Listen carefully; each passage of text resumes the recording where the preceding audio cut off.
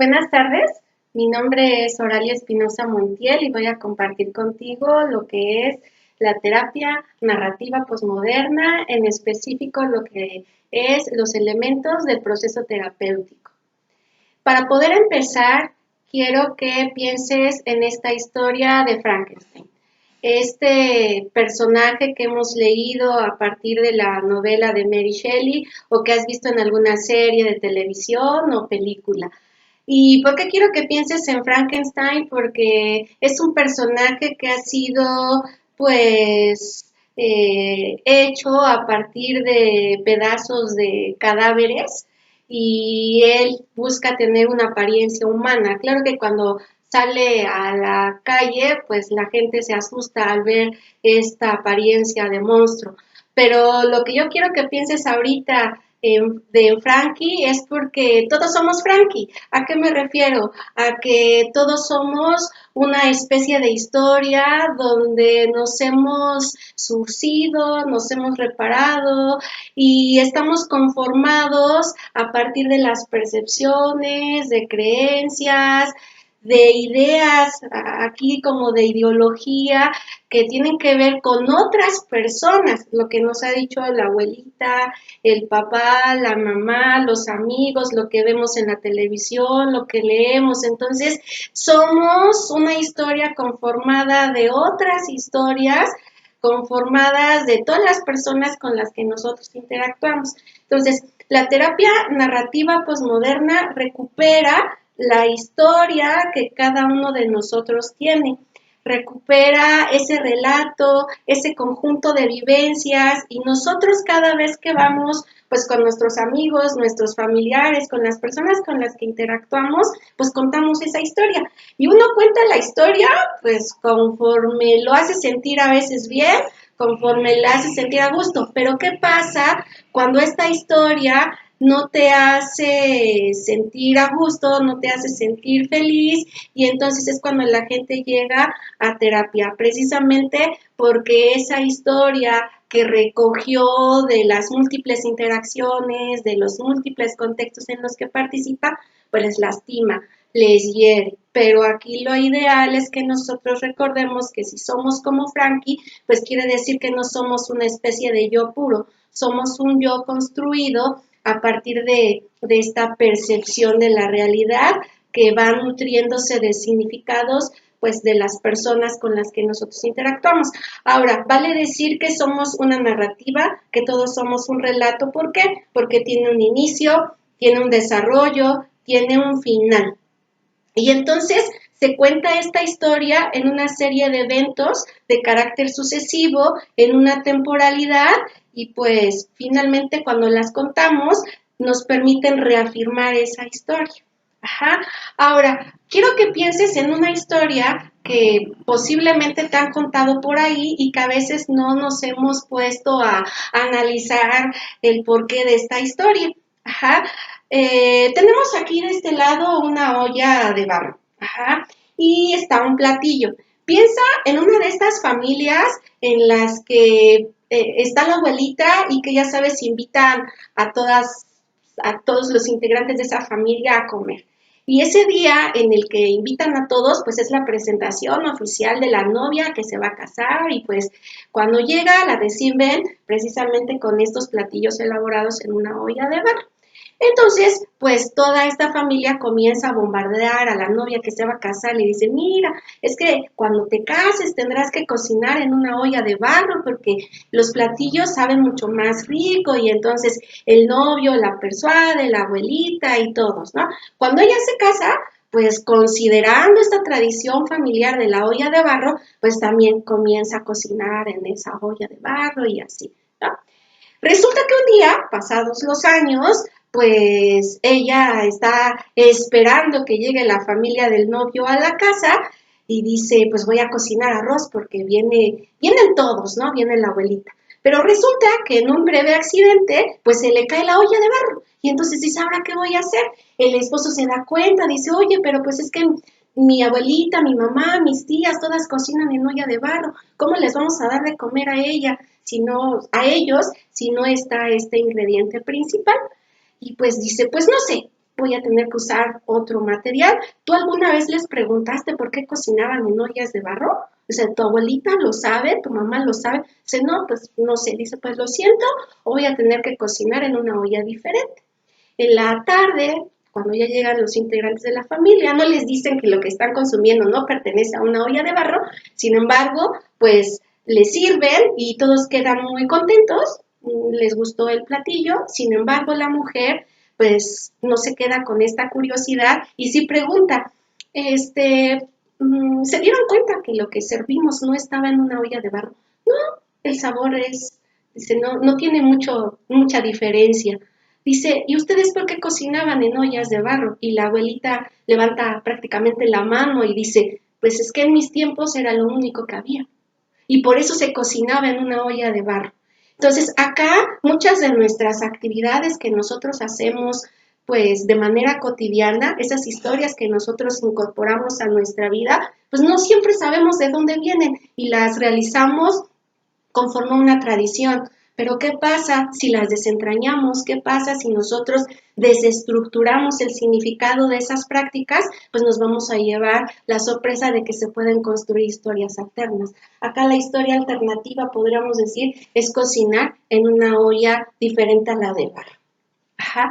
Ahora, me gustaría que una vez que hemos pensado en esto, contemplemos a la terapia narrativa postmoderna como aquella que recupera los relatos de las personas, que les va a dar validez, que les va a dar el respeto a lo que cada uno de nosotros cuenta, pero se considera posmoderna porque pone en entredicho, pone en tela de juicio aquellas prácticas culturales que posiblemente son hegemónicas y que a veces anulan tu identidad.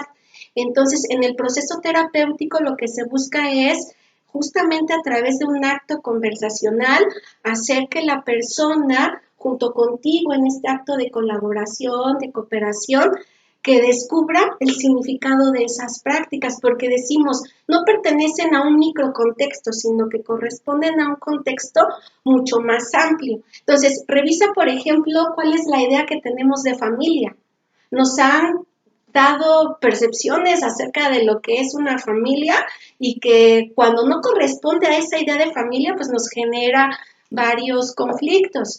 Hoy en día, gracias a esta percepción o esta construcción postmoderna, pues podríamos decir que ya no existe una familia nuclear donde está el papá, la mamá, los hijos y cada uno tiene un rol. Ahora ya hay una concepción de familia, pues monoparental, homoparental, la familia extensa creo que siempre ha existido, pero pues ya existen otras concepciones diferentes. El hecho de ser mujer, recordemos que en estas historias hegemónicas que nos han contado, pues se nos decía que la mujer éramos prácticamente destinadas a la casa, que nos dedicaríamos solo al cuidado de los hijos o a ciertas profesiones que equiparaban el servicio de otras personas, ¿no? Como el ser maestra, el ser enfermera o algunas otras profesiones donde pues tú tenías que cuidar prácticamente a otras personas, ¿no? Ahorita gracias a estas nuevas concepciones pues ya nos damos cuenta que podemos ser ingenieras, podemos ser psicólogas, podemos ser pedagogas o podemos ser cualquier otra cosa que nosotros deseamos.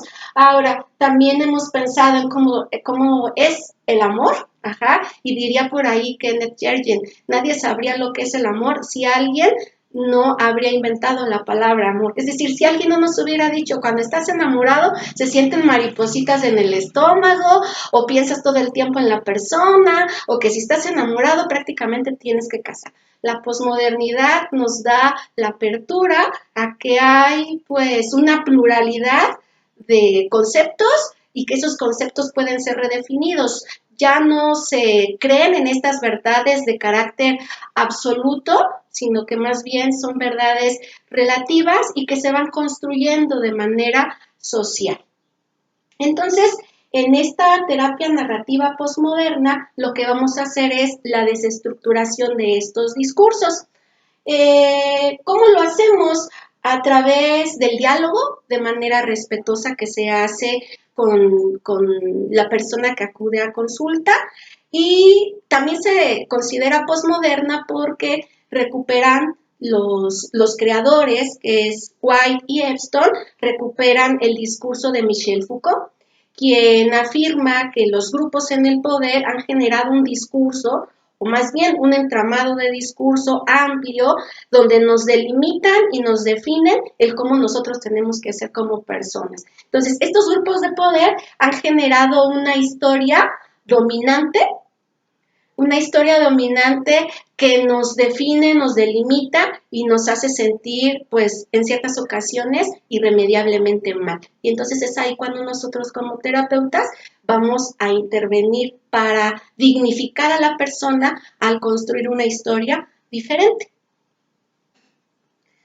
Ahora, aquí tenemos conceptos claves en esta terapia narrativa posmoderna. El centro es la persona.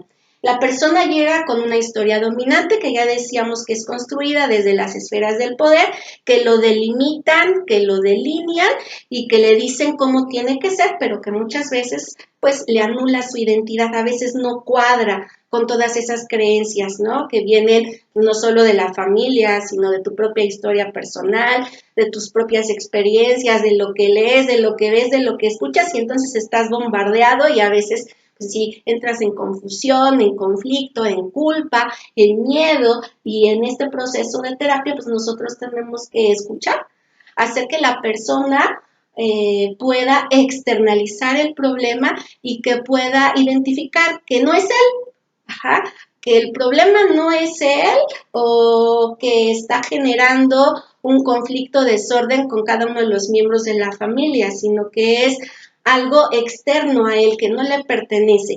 Y en cuanto él ubique precisamente que está fuera de sí, cuando lo cosifique, cuando lo personifique, va a ser mucho más fácil que él pueda elaborar estrategias que le permitan combatir al problema. Entonces, aquí lo que se busca es generar una historia alternativa, ajá, en un acto de co-construcción entre quién, entre el terapeuta y el paciente, considerando que el paciente es el experto y que él conoce su problema, ajá, y que entonces tú como terapeuta eres un colaborador con sentido empático, con esta visión de futuro y que crees en el cambio, pero en un cambio implementado por la propia persona.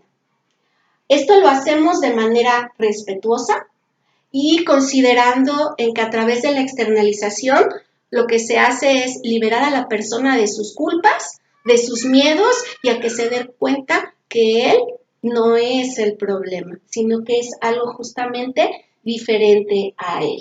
Y sobre todo que en esta historia alternativa se dignifique él como persona, ¿ah? Que reconozca que se puede construir algo diferente, como lo que contábamos de la historia de la olla de barro. O sea, no todo tiene que ser como nos enseñaron las abuelas o los esposos o la familia de los esposos.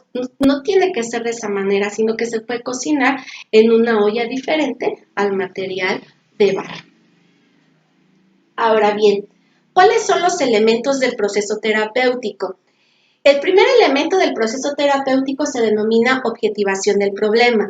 Aquí lo que se busca es que la persona que llega a consulta, el paciente, nos describa el problema en términos físicos, en términos de malestar, que nos diga el síntoma tal como él lo está viviendo y que le ponga un nombre a ese problema.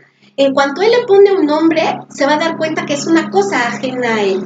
Ajá. Yo le llamo aquí como hacer el acta de nacimiento del problema. Ajá. Le vas a poner nombre y apellido. ¿Qué es lo que está ocurriendo? Hay por ahí una historia que se llama la historia de la caca traicionera. Es la historia de un pequeño, Nick, que tiene 6 años, que tiene un serio problema de encopresis. Ya sus padres están sumamente angustiados porque por más terapeuta que han visitado, nadie les ha ayudado a controlar esta situación, pero los ha rebasado a tal grado que, por ejemplo, Nick, pues ya se hizo amigo de la caca.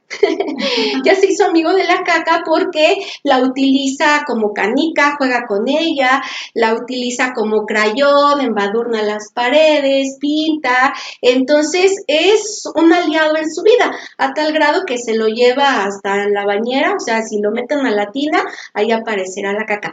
No hay ni un día en que Nick no tenga un accidente. ¿Cómo le está afectando a él? pues si empezamos a enumerar los efectos que tiene esta situación en su vida, pues nos vamos a dar cuenta que él pues no tiene amigos, porque huele mal, porque además no quiere ir a la escuela, nadie juega con él, está perdiendo su infancia, ajá, porque lo único que tiene a su alrededor y con quien convive es la caca.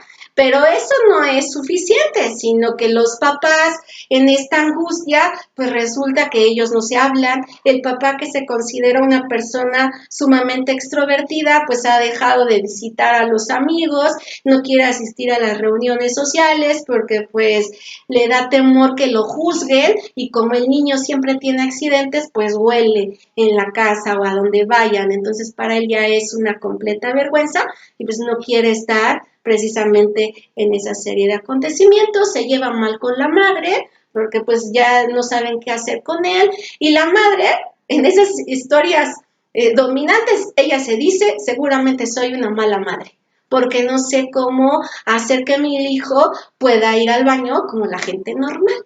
Ajá, entonces ahí es donde nosotros trabajamos.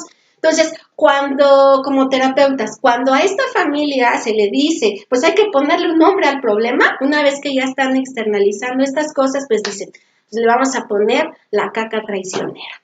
Ajá, porque es una caca metiche que nos está arruinando la vida a todos. Entonces, una vez que se está haciendo este acto de nacimiento, pues va a ser mucho más fácil que ellos como familia, como en el caso de Nick o en el caso de los papás, pues implementen estrategias para combatir el problema, que en este caso no es Nick, en este caso es la caca traicionera. Y por ahí en la literatura que verse sobre la terapia narrativa vamos a encontrar pues otras historias. Por ejemplo, hay el caso de una niña que siempre tiene dolores de cabeza y que cuando acude a terapia pues ella dice que este problema pues la pone de muy mal humor, se pone a pelear con su mamá, le grita, le rezonga, no le permite tener una vida completamente normal. Entonces, en esta definición que se hace de la objetivación del problema y que le dé un nombre, ella decide llamarle a sus dolores de cabeza el duende de la cabeza. Entonces, aquí lo que se hace es darle la oportunidad al paciente a que le ponga el nombre.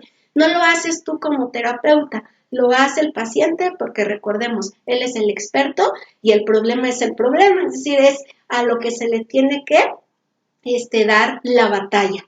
Ajá, y la batalla la dan todos ellos, todos los que estén involucrados en la atención a ese problema.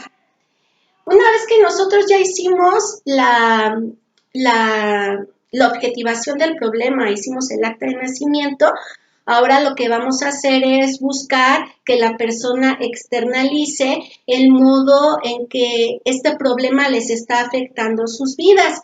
Esto se hace a través de lo que se denominan preguntas de influencia relativa, que ellos analicen si el problema les está interfiriendo en un área de su vida personal, familiar, social. Como en la caca traicionera, pues ubicábamos que ya no solo era la relación del niño con sus compañeritos en la escuela, sino con sus padres, con la maestra, con los vecinos, o sea, estaba interfiriendo todo. Pero también en la externalización es ayudar a que la gente se libere de la culpa que le está generando el problema y que comience a visualizar si también hay actos, si hay cosas que puedan debilitar al problema, ajá, para que sea mucho más fácil la construcción de la historia alternativa. El siguiente elemento es el descubrimiento de acontecimientos extraordinarios.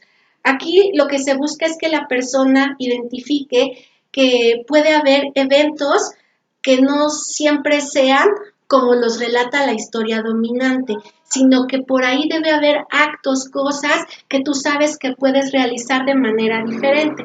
Por ejemplo, acá cuando se indaga con la familia de Nick, la madre empezó a descubrir que ella pues sí había interferido su vida porque pues estaba enojada todo el tiempo y como se sentía que era una mala madre, pues ya no sabía ni qué hacer con él. Pero cuando empieza a descubrir estos acontecimientos extraordinarios, se da cuenta que podía escuchar música y no hacerle caso, a la caca traicionera. Entonces, en cuanto tú descubres este acontecimiento extraordinario, dejas de prestarle atención al problema y de hacer sentir culpable a la persona que pues en ese sentido tiene el problema para poder ayudarle. Entonces, en cuanto ella descubre que si pone música, deja de estar enojada o deja de prestarle atención, comienza a mejorar lo que es la relación con el niño. En el caso del papá, pues también dice, pues, ¿qué puedo hacer? Como era una persona extrovertida y salía y convivía y platicaba de sus cosas, un día dijo, pues creo que puedo hablar de esta situación con los compañeros del trabajo. Entonces un día pues se atrevió a decirlo y sus compañeros lo escucharon de manera respetuosa y hasta él se sintió liberado y dijo, pues no soy el único, porque uno de sus compañeros le dijo que también había atravesado por una situación similar y entonces pues hasta le dio una serie de consejos y a partir de ese momento dijo, creo que puedo no negar esta situación, creo que puedo seguir saliendo, disfrutando de las situaciones y entonces de las situaciones familiares o de las situaciones recreativas y entonces ya dejan de prestarse la atención o enfocarse en lo que era el problema y comienzan a hacer su vida de manera diferente. Entonces, esto del descubrimiento de los acontecimientos extraordinarios, pues se logra gracias a estas preguntas de influencia relativa, que las echamos a andar desde la primera sesión, desde el motivo de consulta. Y como está inscrito en la terapia breve y familiar, pues no nos vamos a llevar tantas sesiones en un tipo de terapia de esta naturaleza, como se hace en procesos de evaluación rígidos y estandarizados o donde puedes llevar pues mucho tiempo hasta hacer un diagnóstico, ¿no? 6 sesiones para hacer una evaluación. Y acá en unas 6 sesiones nosotros ya avanzamos en esta externalización del problema y hasta en el desarrollo de estrategias que implemente la familia. Y una vez que nosotros descubrimos las estrategias que la gente puede implementar para mejorar su situación que está viviendo, pues estamos dando pie a que se construya una historia completamente alternativa. Y aquí lo importante es que nosotros le ayudemos con otra serie de preguntas a analizar y cómo te sientes al descubrir que puedes hacer algo distinto, ¿no? Distinto a enfocarte en esa situación. Obviamente la persona va a decir que se siente diferente, que se siente mejor y lo que vas a hacer tú es también ayudarle a que revise si entonces es importante que siga implementando esa serie de estrategias para mantener ese bienestar. Ajá. Y una vez que lo hace y que ella ya se descubre como una persona que pueda tener control de su propia vida, pues va a ser mucho más fácil que ya tenga esta nueva historia construida. Y una vez que ya se tenga esto, pues damos prácticamente fin a este proceso de terapia donde nosotros hacemos la socialización de la historia alternativa. Y aquí es muy importante porque se le entrega al paciente, a las personas que acompañan al paciente en este proceso terapéutico, se le hace entregado un diploma donde se le reconoce que pudo ser capaz de vencer al problema y como se hace terapia desde una perspectiva pues menos rígida, tú como terapeuta puedes hasta armar una fiesta y donde hagas público ese reconocimiento, pero lo importante es que él hasta lo pueda colocar en su casa y pueda presumir que fue capaz de vencer a ese problema. Entonces, esa es como la bondad que tiene esta modalidad terapéutica de hacer que la persona se sienta responsable y que ella asuma el control de las propias estrategias que ella implementó. En el caso que les decía de la niña que tenía dolores de cabeza, en cuanto le da el nombre al problema, que era el duende de los dolores de cabeza, y se le pregunta en la estrategia, pues ella dice, cuando yo identifique que el dolor va a aparecer en mí, lo que voy a hacer es taparme las orejas. ¿Y qué pasa cuando implementas esa estrategia? Pues ella decía, pues al menos ya no me enojo con mi mamá. Al menos ya no estoy haciendo berrinche, porque pues ubicaba que el problema también le estaba quitando esta oportunidad de ir a la escuela de manera frecuente, le estaba quitando esta oportunidad de jugar con sus amiguitos, se estaba aislando y no estaba teniendo la oportunidad de vivir una infancia saludable. Entonces, en cuanto ella implementa una estrategia ideada por ella, pues también la mamá se da cuenta que cuando ella iba a estar así, la mamá iba a implementar otras acciones y también dejan de pelear, dejan de estar en conflicto como familia y entonces se dan cuenta que esa estrategia les va a permitir tener un control de su vida. Y a la larga, pues tanto en la caca traicionera como en esta historia de la niña con los dolores de cabeza, pues se llega a una solución del problema y pues tienen una vida donde a la sesión 6, en el caso de la caca traicionera, después de un mes, por ejemplo, se dan cuenta que el niño deja de tener tantos accidentes como antes lo hacía, que era muy frecuente, ¿no? O sea, no había día en que no lo hubiera, pero acá desde esta perspectiva, pues el niño, ya si acaso en ese mes en el que se le da seguimiento, únicamente ha tenido 1 o 2 accidentes y eso solamente, pues, diríamos que una especie de manchado en su calzoncito. Ajá. Ahora, una vez que te he contado esto, quiero que hagamos un ejercicio breve. Quiero que tomes una hoja, ajá, de papel y que tengas una pluma o un lápiz a la mano y quiero que pienses en un problema que actualmente te esté afectando tu vida.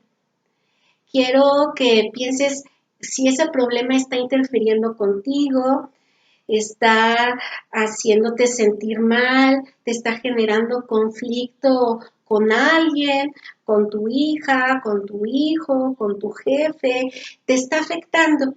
Y quiero que lo pongas en esa hoja y quiero que en este momento lo, lo pongas con todas las características que pueda tener de manera objetiva. Piensa si tiene un olor ese problema, a qué huele. Ajá. Hay personas que llegan a describir esta situación del problema como un olor a azufre. Y si les pedimos que le pongan un color, por ejemplo, hay un niño que fue mi paciente y decía que él cuando se enojaba mucho y lo quiso representar en el dibujo, afirmaba que era de color negro porque no sabía cómo controlar todo ese enojo y toda esa ira y que olía muy mal. Ahora, si tú ya descubriste a qué huele, cómo lo ves, quiero que escribas también qué es lo que hace que ese problema se haga más grande. Dime qué le da fuerza al problema. Escríbelo ahí. ¿Qué le da fuerza al problema? ¿Qué lo hace más grande? ¿Qué es lo que te provoca a ti? ¿Y cómo interfiere en tu vida y con las demás personas? Pero también en este ejercicio quiero que pienses cuando el problema se hace más débil.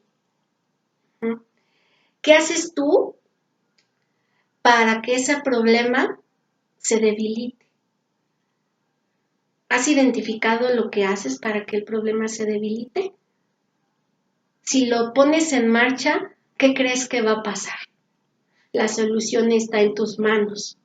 ¿Por qué no implementas esta serie de acciones donde tú veas que el problema se hace cada vez más débil? Si tú haces esto, seguramente vas a encontrar pues una mejor alternativa para lo que te está quejando y te está haciendo sentir mal. Me gustaría que te despidas del problema. Si lo escribiste en la hoja, si lo dibujaste, haz algo con ese problema. Yo te diría, ve y arrójalo al bote de basura. Me gustaría también que reflexionaras y pensaras que tú eres la única persona que puede tener control sobre su propia vida. Una vez que descubriste y analizaste cuál es el problema que te queja, en tus manos también está hallar la solución. Esto fue todo por mi parte. Espero que lo que aquí haya compartido contigo te sea de mucha utilidad. Quedo a tus órdenes para cualquier duda o comentario. Gracias.